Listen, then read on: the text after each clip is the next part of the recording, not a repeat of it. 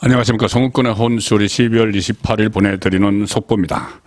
자, 지금부터 총선이 한 100일 남았는데 본격적인 여론 전쟁이 시작됩니다. 조금 전에 국회에서 이 50클럽 특검법 그리고 이 김건희 여사 특검법이 다 통과가 됐습니다. 김건희 여사 특검법은 국민의힘이 불참을 했습니다. 국회 본회의장에서 퇴장을 한 뒤에 민주당 그리고 정의당 또 민주당이었다가 여러 가지 논란으로 탈당한 의원들, 뭐 윤미향 이런 의원들, 김남국 이런 의원들이 180명이 투표에 참여를 했고 국민의힘은 다 퇴장했습니다. 180명이 참여를 했는데 180명 전원이 찬성을 해서 이것을 일종의 날치기 처리죠. 이런 걸 날치기라고 합니다. 다수당의 힘으로 소수당이 불참한 가운데 처리하는 것을 오랜만에 듣는 그 이야기인데 날치기 처리를 했습니다.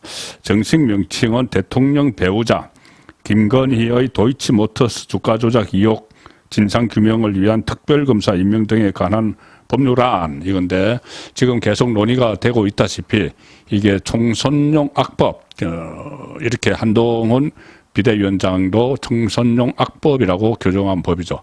그런데 이걸 정말 선거에서 100% 활용하기 위해서 이걸 블랙홀로 만들어서 다른 모든 이슈를 빨아들이고 특히 이재명의 사법 리스크도 희석하기 위한 이 카드를 결국은 민주당 그리고 정의당만 모여서 이것을 통과시켰습니다.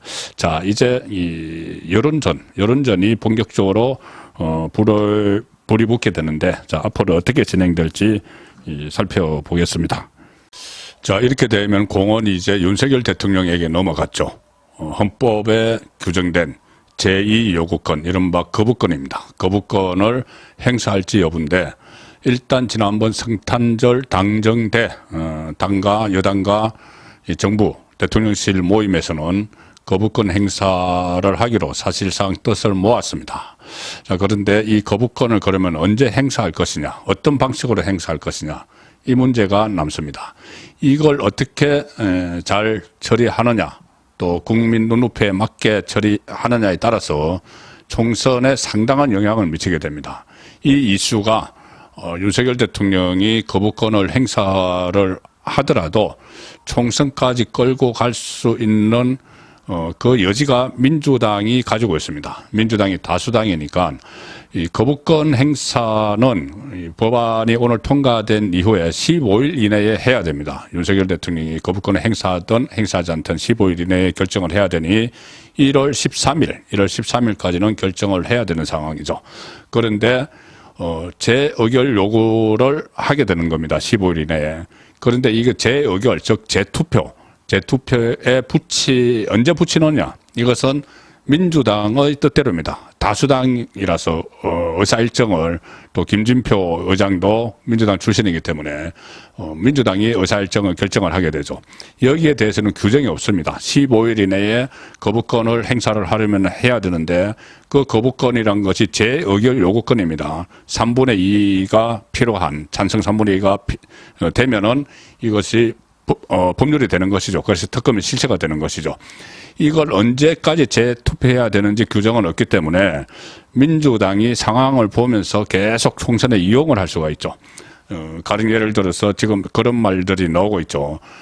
국민의힘 공천이 어느 정도 진행이 되는 시점에 탈락자가 생길 때 이것을 재의결을 하면은 국민의힘에서 이탈표가 나온다. 공천에서 낙천한 의원들이 현직 국회의원 자격은 총선 때까지 유지를 하고 있으면서 투표에 참여를 하게 되면은 그러면 이 3분의 2, 지금 민주당이 다 끌어모으면 한 180석 된다고 치면은 한 20석 정도가 국민의힘에서 넘어오면은 이게 가결이 되기 때문에 그 타이밍을 노린다. 그래서 어쨌든 이 김건희 특검법과 관련해서는 여론전이 지금 펼쳐지게 됩니다.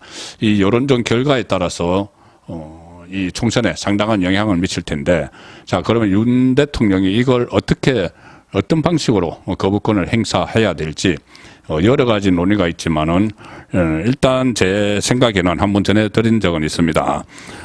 일단 신년 기자회견을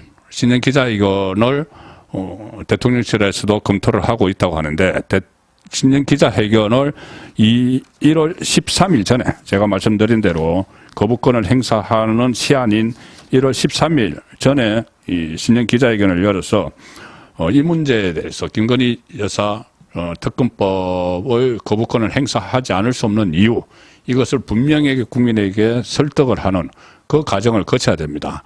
이유는 여러 가지가 있죠. 이게 여러 가지 함정, 덧철놓은 총선용 특검법이다. 그리고 아울러 이것은 애초에 특검거리가 되지 않는 것이다. 제가 몇 차례 말씀드렸지만 겨우 이 특검이 기소를 한다고 해도 벌금형이나 아니면은 무죄가 나올 가능성이 더 큰데 이걸 81억 원의 국고를 들여서 80명 이상이 달려들어서 마치 최순실 그 특검 때처럼 그 규모로 한다.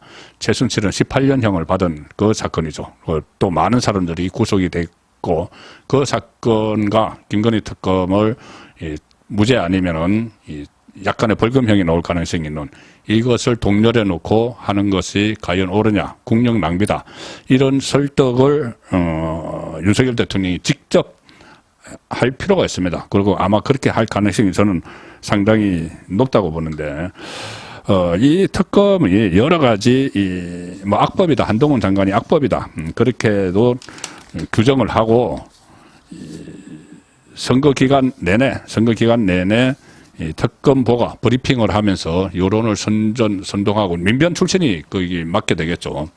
선동해서 민주당과 협업을 해가면서 만약에 이 특검이 실시가 된다면은 선거판의 블랙홀이 돼 버릴 겁니다. 그래서 그걸 일단 무조건 국민의힘 입장에서는 막아야 되는 것이고 제 의결에서 공천 탈락자들이 찬성 쪽으로 갈 가능성 전혀 배제할 수는 없죠. 그렇지만 거기에 대해서도 다양한 대비책을 강구를 할 필요가 있습니다. 특히 무엇보다 국민을 설득을 하게 되면은 아무리 공천에서 탈락한 국민의힘 의원들이라도 국민을 설득을 해서 이것은 정말 말도 안 되는 엉터리 특검이라는 것이 그런 인식이 확산이 되면은 함부로 움직이지 못하죠. 그것은 민주당, 정의당 의원들도 마찬가지가 됩니다. 그 일부 민주당, 정의당 의원들 비주류 쪽에서 민주당의 비명계에서도 이건 도저히 아니다 싶을 정도의 이 여론전에 나서야 됩니다. 그것이 민심을 움직여야 됩니다. 지금 민심이 뭐 계속 민주당 쪽에서는 거부권 행사하면 안 된다가 70%다 이런 이야기를 하는데 그건 20일 전에 나왔던 조사 결과고 상당히 여론이 움직이고 있기 때문에 이걸 더 강하게 그 여론전을 펼쳐야 됩니다. 가령 뭐 이런 것이죠. 이게 잘 알려져 않은 부분이 몇 가지가 있는데 지금까지 1990년대 말에 그때 온로비 사건 특검이 있었죠. 특검이 있었고 그 다음에 드루킹 사건 특검이 몇 해 전에 있었는데 모두 13번의 특검이 있었습니다. 13번의 특검이 있었는데 그중에서 12번은 여야 합의로 특검을 선정을 하고 법안을 만들었습니다. 특검을 하기로 여야 합의를 했죠. 13번 중에 12번인데 그리고 나머지 한 번도 이게 바로 BBK 특검입니다. 이명박 전 대통령이 대선 후보 시절에 BBK 특검인데 이것도 이명박 그 후보가 막판에 수용을 했기 때문에 사실상 13번 모두 여야 합의에 의해서 뭐 특검을 법안을 만들고 했는데 이번에 이 김건희 특검은 국민의힘이 반대하는데 민주당과 정의당이 그냥 그 일방적으로 철회를 한 겁니다. 그리고 그러니 특검도 자기들 마음대로 임명을 하고 여러 가지 브리핑도 할 수 있고 사건 그 수사 범위도 마음대로 확대하고 이렇게 만들어 놓은 것이죠. 그리고 대부분의 특검은 대한변호사협회나 대법원장이 먼저 한 4명 정도를 추천을 하면 그중에서 2명을 정당에서 뭐 가령 예를 들어서 야당에서 하더라도 지금처럼 야당에서만 하더라도 2명을 추천을 하고 대통령이 한 사람을 고르는 형식인데 이 지금 김건희 특검은 대한변협이나 대법원장 추천이 없습니다. 그냥 당에서 그냥 하도록 해서 자기들이 마음에 드는 민변 사람들 뭐 이런 사람들을 특검으로 만드는 그런 것이기 때문에 이런 것도 잘 알려지지 않은 거라서 이것을 적극적으로 홍보를 할 필요가 있습니다. 그리고 최순실 특검 때 이야기를 많이 하죠. 최순실 특검 때도 그때 야당인 민주당과 또 안철수 대표가 이끌던 국민의당이 각각 한 명씩 하지 않았느냐 그랬는데, 그때는 새누리당이 특검에 합의를 해주면서 특검 추천권을 스스로 포기를 했습니다. 박근혜 전 대통령의 당시 대통령에 대한 수사니까 이 특검 추천권을 아예 포기를 하는 상황이고, 지금은 아예 이 특검을 만드는 논의 과정에 배제가 된 상황이죠. 그렇기 때문에 이런 그 문제점들, 지금 알려지지 않았던 이런 사안들을 어떻게 국민에게 진실을 알리느냐, 그리고 윤석열 대통령이 이 거부권을 행사를 하면서 어떤 모습을 취하느냐, 거기에 따라서 총선 결과에도 상당한 영향을 미치게 됐습니다. 송국근의 혼술이었습니다.